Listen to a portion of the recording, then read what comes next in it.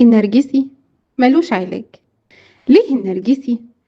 رجل كان أو امرأة ملهمش علاج، حالة مستعصية يعني، لأنهم ببساطة مش بيشوفوا غير نفسهم، ومن بعدهم الطوفان.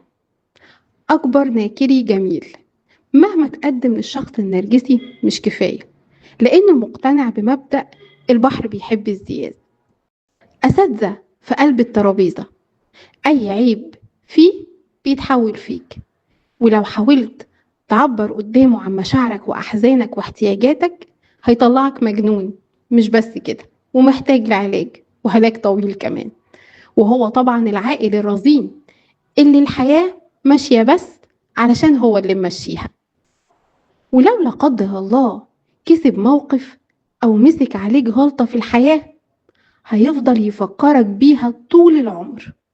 غلطة واحدة معاه أو في حقه كفيلة تضيع سنين عمر بحالها، وطبعا هيشتكيك بيها لطوب الأرض ويطلع نفسه غلبان ومسكين وياما تحمل في عشرتك.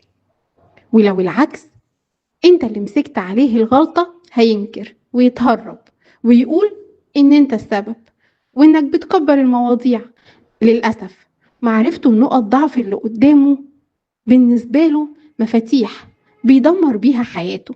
ولو النرجسي لا قدر الله شافك شخص قوي ومحبوب هيلعب على الثقة، وده طبعا عن طريق الانتقاد المستمر اللي بيدمر ثقتك بذاتك وبيحطم قدراتك. أما بقى لو شاف الناس بتحبك هيبعدك عنهم وهيقلل دايرة علاقاتك، ولما تبعد عنهم وتبقى لوحدك هيقولك إن محدش بيحبك، وطبعا بسبب عيوبك. النرجسي بيعشق الاهتمام من كل الناس، لكن هو بيهتم بس بالغرب.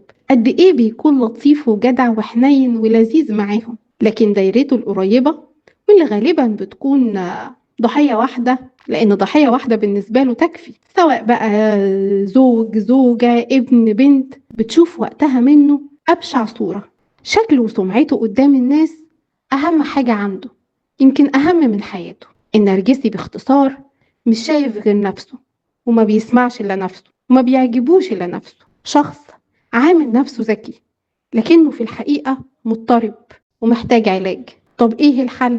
لو لسه العلاقة في أولها وفي باب للهروب اهرب، ولو للأسف أبواب الهروب مقفولة يبقى تعلم إزاي تتعامل بذكاء معاه وبثقة وتدعم نفسك. ولو الأمر زاد عليك أرجوك اسأل مختص وما تضيعش حياتك. هستناكم في الحلقة الجاية مع شخصية جديدة، إزاي نعرف نتعامل معاها. دمتم بحب. أميرة عبد الرازق.